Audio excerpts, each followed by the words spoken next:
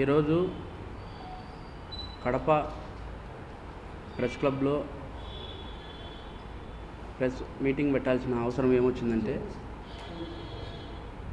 నిన్న రాసిన సాక్షి ఒక ఫేక్ ఛానల్ క్రియేట్ చేసే ప్రతి ఒక్క అంశాన్ని బయటపెట్టాల్సిన పరిస్థితి పడింది ఈరోజు. దాంట్లో చిన్న ఉదాహరణ చెప్తా.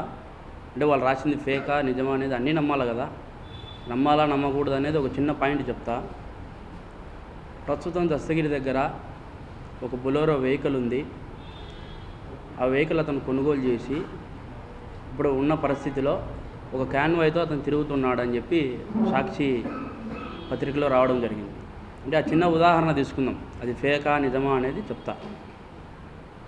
ఒకవేళ నేను జైలు నుంచి రిలీజ్ అయితేనే నా గన్మెన్లు కానీ నా ఎస్కార్ట్ కానీ నా వెనకబడి యథావిధిగా రావడం జరిగింది. అయితే వాళ్ళకి నేను ఏం చేసేది ప్రతి ఒక్క విషయం వాళ్ళకి తెలుస్తుంది. తెలియకుండా ఎక్కడ పోతుంది? ఇప్పుడు బొలెరో వెహికల్ ప్రస్తుతానికి నా దగ్గర ఉందో లేదో అనేది కూడా చెప్తా. ప్రస్తుతానికి ఆ వెహికల్ నా దగ్గర లేదు. ఒకవేళ అది ఉన్నట్టు మీరు నిరూపించగలిగితే సాక్షి పత్రికకు కానీ జగన్మోహన్ రెడ్డి గారికి కానీ ఒక సవాల్ విసురుతుండా. అది కన్నా మీరు ఉన్నట్టు నిరూపిస్తే మీరు ఏం చెప్పినా దానికి నేను సిద్ధం.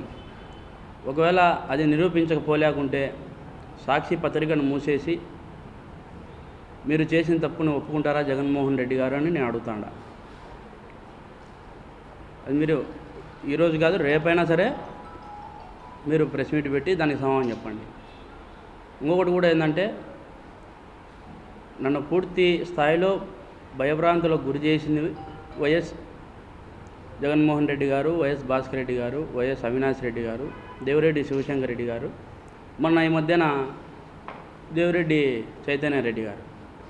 అయితే మొన్న ఆయన ప్రెస్ మీట్ పెట్టడం నేను చూసిన. వాళ్ళు ఎట్లా పెడుతున్నారు ప్రెస్ మీట్ నాకు అసలు అర్థం కావడం లేదు. వాళ్ళు చేసిన తప్పును కప్పిపుచ్చుకునేదానికి పూర్తి స్థాయిలో వాళ్ళు ప్రిపేర్ అయి ఉన్నారన్నమాట. జైల్లో నేను ఉన్నప్పుడు అక్టోబర్ 31వ తారీఖు నేను జైలుకు పోవడం జరిగింది. అది జరిగిన తర్వాత నవంబర్లో బీటెక్ రవి గారు జైలుకు రావడం జరిగింది. ఒక ఏదో ఈ కానిస్టేబుల్ కొట్టిన కేసులోనే ఏదో నాకు ఐడియా లేదు. ఆయన వచ్చినప్పుడు ఎవరైతే సూపరింటెండెంట్ జైలుకు సంబంధించిన సూపరింటెండెంట్ గారు ఉన్నారో వాళ్ళు సపరేట్గా నన్ను ఒక గదిలో పెట్టి ఆయన ఒక గదిలో పెట్టి ఇంట్రడక్షన్స్ ఇచ్చినారు. మీరు మాట్లాడకూడదు, మీరు మాట్లాడితే మాకు సమస్య వస్తుంది, లేనిపోని అన్నీ క్రియేట్ అవుతాయి, అందుకు మీరు మాట్లాడుకోకుండా ఉండేదానికి నేను ఒక నోటీస్ అంటిస్తా, మీరు దయచేసి దాన్ని పాటించండి అని చెప్పి ఆ జైలు సూపరింటెండెంట్ గారు చెప్పినారు. ఆయన పేరు కూడా ప్రకాష్. ఆయన ఆ విధంగా చెప్పినప్పుడు నోటీస్ కూడా అతికిచ్చాడు అక్కడ జైల్లో కలవనేకోకుండా. అనుమానితుడిగా ఉన్న బీటెక్ రవి గారినే కలవద్దు, మాట్లాడకూడదు మీరు అని చెప్పినప్పుడు దేవిరెడ్డి శివశంకర్ రెడ్డి గారి కుమారుడిని చైతన్య రెడ్డి గారిని ఎట్లా అలౌ చేస్తారు లోపలికి? ఏ విధంగా అలౌ చేస్తారు? వాళ్ళకి తెలియదా ఎవరు లోపల ఉన్నారు ఏం కథ అనేది? ఇంకోటి కూడా, లోపల సీసీ ఫుటేజ్ భద్రతలో పెట్టినామని నిన్న సాక్షి పేపర్లో చూసిన. ఇప్పుడు నేను అడుగుతాండా, నేను అక్టోబర్ 31వ తారీఖు నుంచి నేను రిలీజ్ అయ్యేంత వరకు వాళ్ళు ప్రతి ఒక్క రోజు వీడియో భద్రపరచాలి, ఫీడ్ చేసుకోవాలి. వాళ్ళు ఎందుకు ఫీడ్ చేయలేదు అనేది నేను డిమాండ్ చేస్తాను.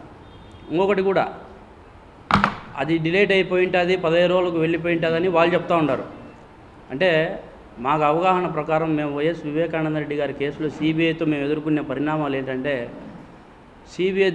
సిబిఐకి కోర్టు ఆమోదించిన తర్వాత సిబిఐకి దర్యాప్తు మారిన తర్వాత 2 సంవత్సరాలు 2.5 సంవత్సరం దాదాపు అప్పటికే గడిచిపోయింది.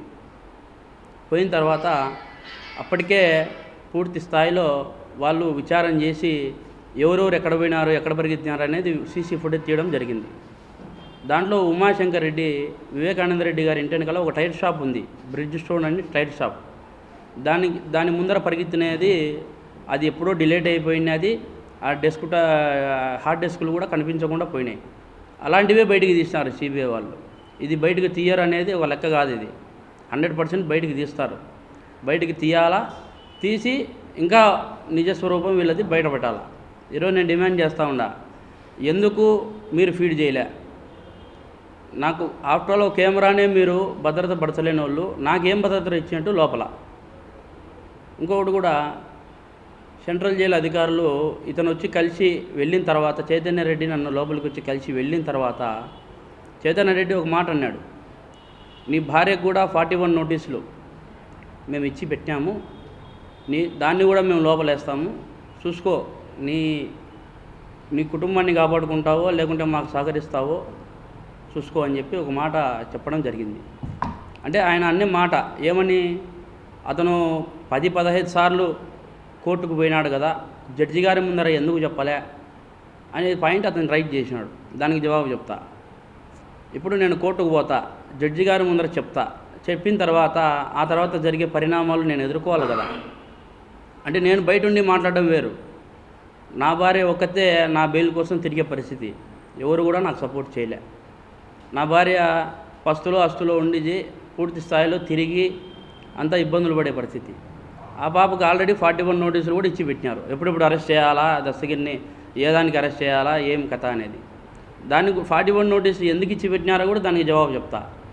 ఇప్పుడు పులివెందుల్లో వైఎస్ఆర్సీపీ సంబంధించిన వైఎస్ మనోహర్ రెడ్డి, అంటే వైఎస్ భాస్కర్ రెడ్డి తమ్ముడు, వైఎస్ మనోహర్ రెడ్డికి రైట్ హ్యాండ్గా ఉన్న రాజశేఖర రెడ్డి అనే అతను కౌన్సిలర్ నా ఏరియాకు సంబంధించి.